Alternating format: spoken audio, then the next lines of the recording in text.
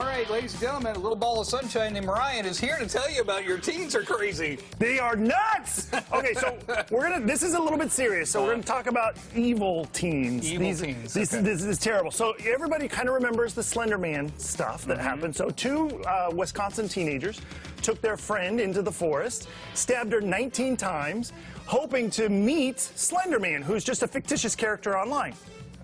That's really creepy and weird. It is creepy and weird. So this is what they did is these two girls, they kind of researched Slender Man online and kind of figured out who he was, and they wanted to wander into the woods and find his mansion. And this was the way that they could sort of say to him, hey, we're worthy servants of yours. And so after they stabbed her 19 times and she crawled out of the forest on her own, they went off looking for him.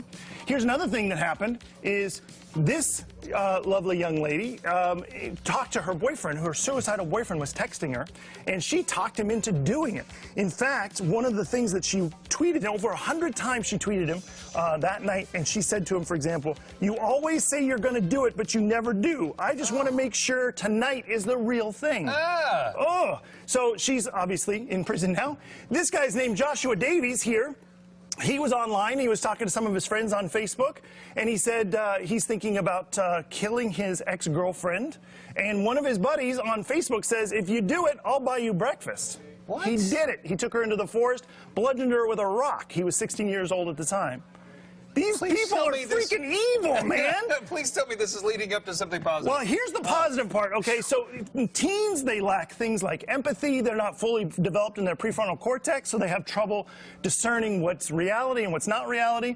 It's easy to talk them into things. So one of the things we need to do as parents is we need to monitor our teens online. Now, you might think, oh, here's what I'm going to do is I'm just going to look at their phone when they're sleeping, or I'm going to browse their internet history and see what they've been looking at. But they're not going to know things like when you got Snapchat and you got all this stuff. You're not going to know any of that stuff. So here's a cool program called Teen Safe. And the cool part about Teen Safe is it'll monitor your child on any device they're on, from their iPad to their phone to their computer to whatever.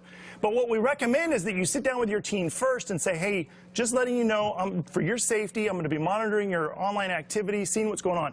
Because if you do it in secret and they find out, they're going to go underground, they're going to go to their friend's house, they're going to get their own little iPhone or iPod or whatever and do it then. So what you want to do is tell them you're doing it just to keep them safe. And this is a really cheap product. And it could save their life, especially if they get into some of this really weird, evil stuff. So Teen Safe is pretty good. But also talk to your kids about what's real online, and that anything that happens online is still reality, and it can affect the real world. It's not just all pretend. All right, so Teen Safe, I will check that out. Yeah. Man, thanks for freaking out. Oh, I know. All right, back to you, Elisa. All right, thanks so much, you two.